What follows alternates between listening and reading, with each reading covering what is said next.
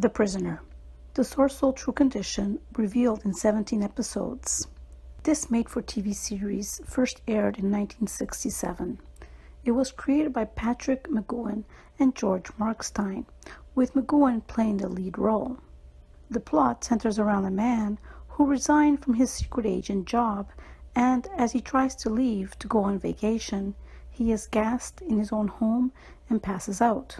When he awakes, he is no longer in London, but in a place only known as the Village. Everyone has a number assigned to them, and he is given the number 6. The only reason given for his capture is that his captors want to know why he resigned from his post.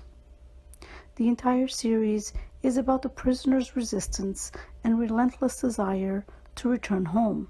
My analysis aims to shed light on this incredible allegorical TV series, which reveals many truths about the sorceral condition.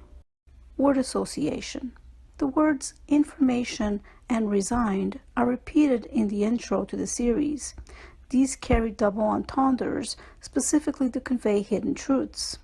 Information can be interpreted as in formation, meaning that the prisoner needs to follow the pack, obey, and do as he is told. As in the army, soldiers are not to ask questions, but should simply follow orders. The word resigned can be broken down into re-signed, as in to re-sign a contract. This is cleverly alluding to the real question, which is why has a sorcerer allowed himself to be fooled to living within the Matrix reality and accept false reincarnation cycles. So the real question could be, why did you re-sign the contract to relive within this matrix? The Afterlife. The opening introduction to the series clearly states that the entire story of the prisoner takes place within his fake afterlife. The prisoner is clearly shown wearing black before his captivity and walking through a long, dark tunnel. He is shown engaged in a car chase by which he is pursued by a hearse and the man in black who wears a top hat. This man represents the Grim Reaper, who brings death to him by spraying him with a noxious gas, causing him to fall into a deep sleep. When he awakens within the village, he is given a life review by number 2, his master handler for that episode. This master projects onto a large screen images of number 6's upbringing and life. This afterlife is a fake one because the prisoner remains focused on returning to his old life and therefore naturally dead, and the people around him are not authentic and have devised an elaborate surveillance network designed to monitor and entrap him in all types of schemes. Surveillance and conspirators. This series may have been one of the first to show how sorcerers are spied on regularly. Cameras are placed virtually everywhere within the prisoner's matrix reality, including in his own private residence, to monitor all his actions and track his behavior. These cameras have a control station by which key masters scrutinize, scheme, and enjoy the show. These key masters and scientists can intervene in the prisoner's life anytime by manipulating his environment, such as controlling elements of the weather or by introducing new players. New people are like guest stars who come in with a specific mission. These players act out certain roles to trigger the prisoner to behave in predictable ways. These beings present themselves as genuine and authentic and can shed false tears. Their mission always seems to involve creating some type of havoc in the prisoner's life.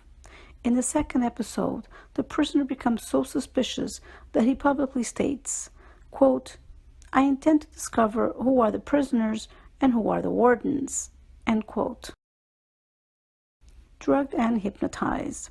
The prisoner was regularly drugged by the people he interacted with and who presented themselves as friends and trustworthy allies.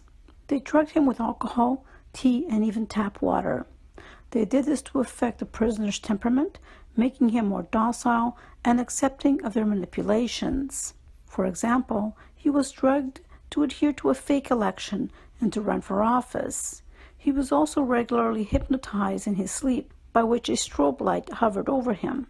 Other hypnotic lights which resembled moonlight, also served to cast a hypnotic trance on him, sometimes regressing him into infantilism. Other times they used technological devices to manipulate his mind and force him to be truthful. All these methods never seemed to have the obvious effect, which was to have the prisoner tell them why he quit his job. This is because their real aim was not to have this question answered, but rather to hold the prisoner for an indefinite amount of time to harvest his energy. Energy harvest. The truth about why number 6 is a prisoner is exposed in allegorical plain sight. The answer to the question, "Why am I a prisoner?"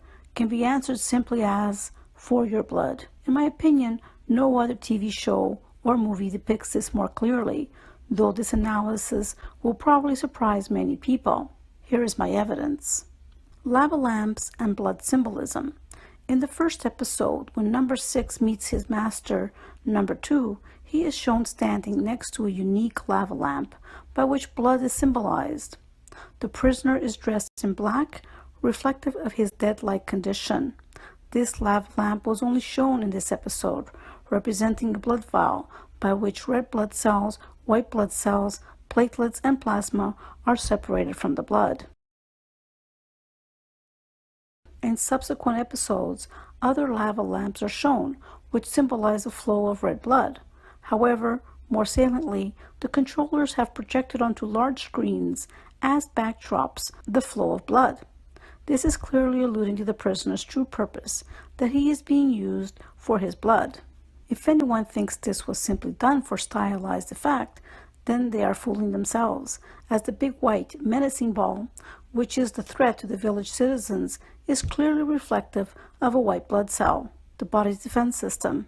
That is why the ball attacks foreign invaders who threaten the prisoner but never harm him. These balls are symbolic of his immune system constantly being attacked, by which these cells are produced to help him fight off invaders. The word cell does not only refer to a blood cell, but to a prisoner's cell. Patrick McGowan was someone in the know, and that is why he created this series with its clever symbology.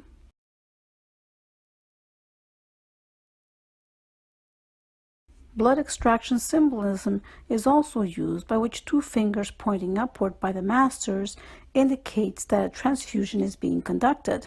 This finger symbolism is apparent in the image of the Masonic Baphomet and in many religious depictions of Jesus and other saints, indicative of blood sacrifice. In the prisoner, it is done by the master facing his blood sacrifice. When done by the victim, it is indicating his condition. Other blood-related symbols appear throughout the series, by which cortisol and other hormones are symbolized through their various blood fluids within the moving backdrops, sometimes looking like stars within a night sky, other times showing white blood cells attacking an outside invader. This is also reflective of the fight scenes, by which people acting as bullies approach the prisoner for the clear purpose of engaging him in a fight.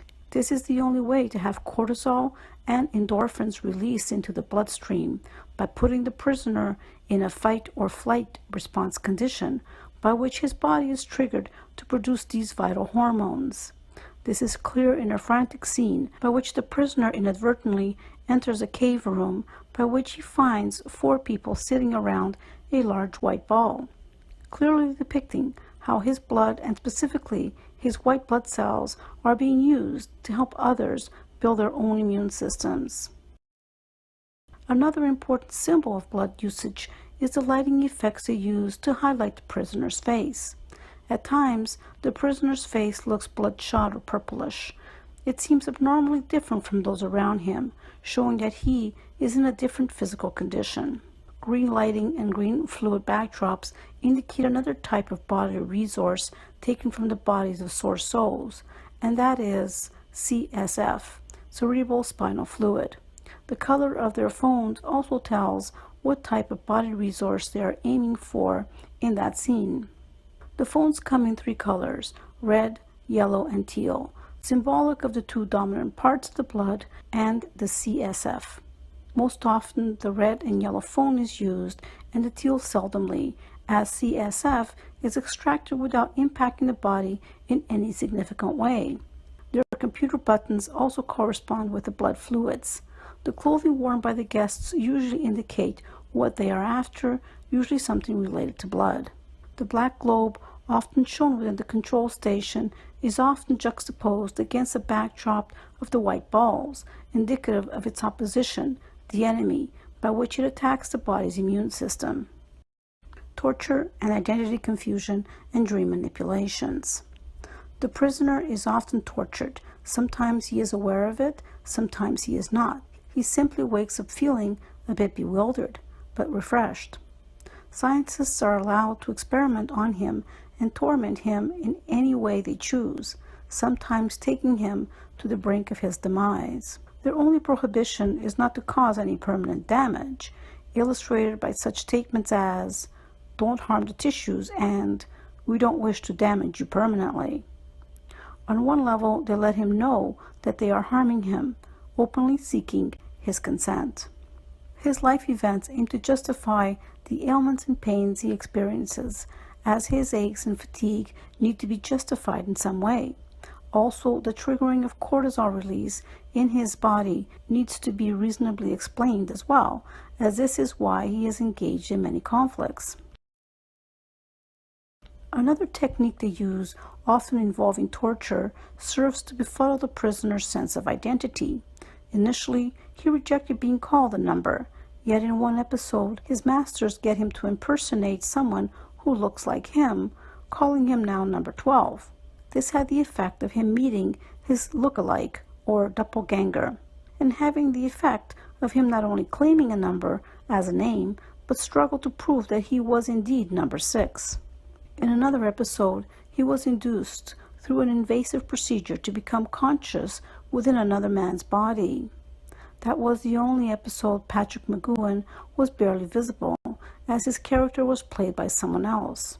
Though he was a free man, able to navigate the supposed real world, he was in another man's body, therefore still a prisoner. In the end, he struggled to return to the village and to his real body.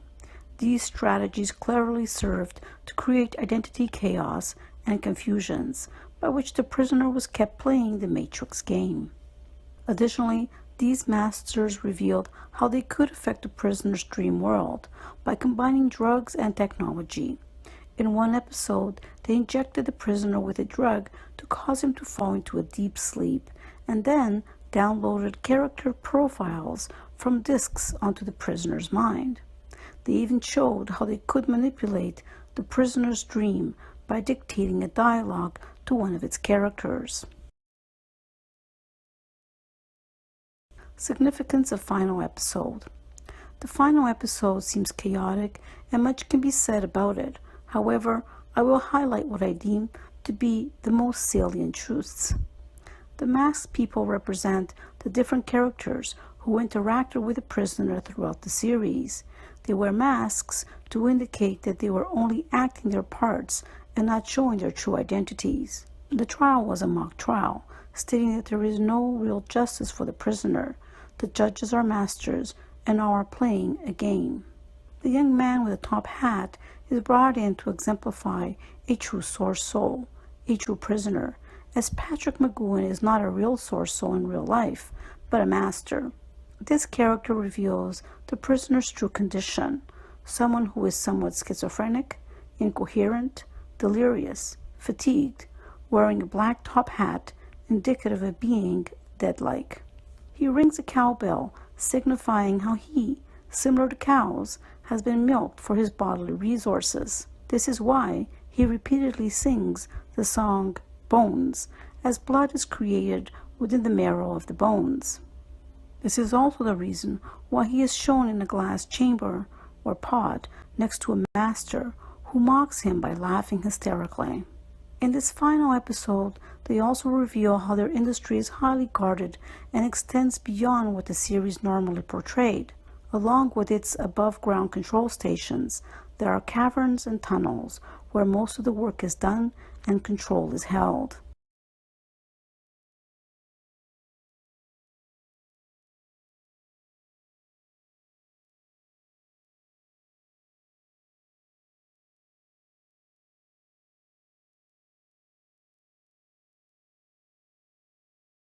Conclusion. In the end, it can be interpreted that the four characters return to a new life, a new reincarnation cycle. The young man and the small man, who represent real source souls due to their real life names, are returned to their pseudo homeland along with number 6. This is not their true homeland, as their masters still exist within it. Yet they are not dead, as the Grim Reaper passes by them in a hearse without claiming them. The small man stays as a servant, meaning he remains within the matrix reality through reincarnation. The young man aims to find his way home as he hitchhikes out of there.